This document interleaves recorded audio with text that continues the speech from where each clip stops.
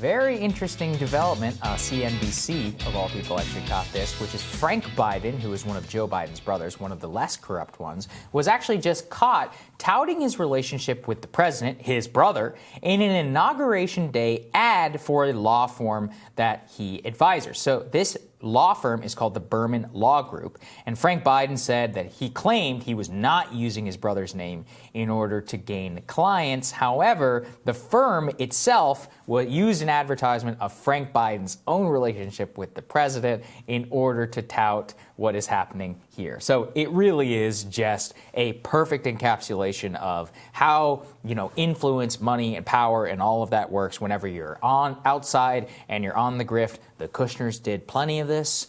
Many of the Trump outer orbit did plenty of it too. So it's not like we didn't talk about it then. But there you go. This is what's happening. Nary a peep for many of the people who claim to care about corruption for 4 years. That's a good point. Yeah. I feel like we can cover this story because we covered all of the Trump and Republican crap as well. If you're only covering one side of the corruption story, then you're a complete hack. I'll let you judge for yourself about this ad. Here is in part what it said. It said the two Biden brothers have long held a commitment to pushing environmental issues to the forefront. The president-elect has vowed to rejoin the Paris Agreement and wants to set ambitious greenhouse gas reduction targets. For example, my brother is a model for how to go about doing this work, Frank Biden says in the ad. One of his central tenets is that one should never question another man or woman's motives or assign blame to them. That way you avoid creating a disparity that prevents any kind of coming together. You can, of course, question someone's judgment, and that's what we're doing by bringing this to court. So directly tying himself into, that's of course a very famous story that Joe Biden tells on the campaign trail all the time, how he learned that you shouldn't question another member of Congress, another person's motives. You should only question the end policy goal that they're after here. So he's tying that in to his law firm work. And I'll let you judge for yourself whether that's in an effort to enrich himself further and garner more clients for this law firm that he is advising. But look, it's the same story always. Is this illegal? No, it's not illegal. He can do it. He can trade on his brother's name. His other brother can trade on his name. His son can trade on his name, as he certainly has and has been documented, even if the press doesn't really want to cover that.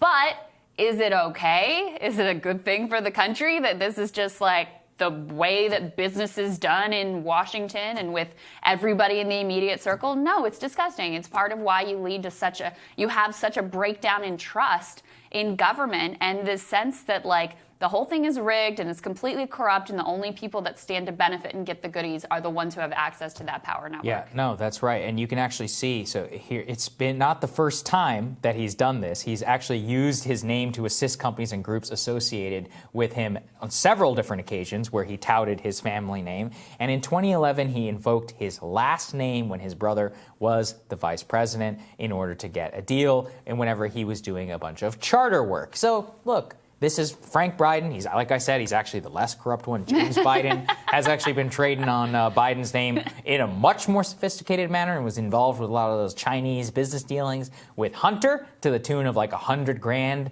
of Chinese money to buy a bunch of laptops. That's always an interesting one. How many laptops can you buy for $100? Anyway, it's very interesting stuff that was happening there. And yeah, nobody is really covering this. It hadn't really bubbled to the surface, and I think that's a disgrace, given the fact that the Kushner's brother using his name in order to get high-profile Chinese visas. That was outrageous. It was insane, and people rightfully covered it, but nobody's going to touch this one. Brian Schwartz, who did this story at CNBC, is a great reporter who you should follow, by the way.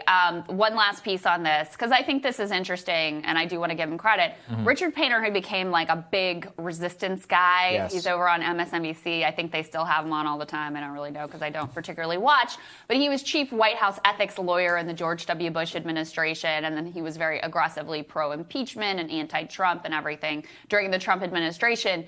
They reached out to him for an assessment on it, and he said essentially that it's not a good look.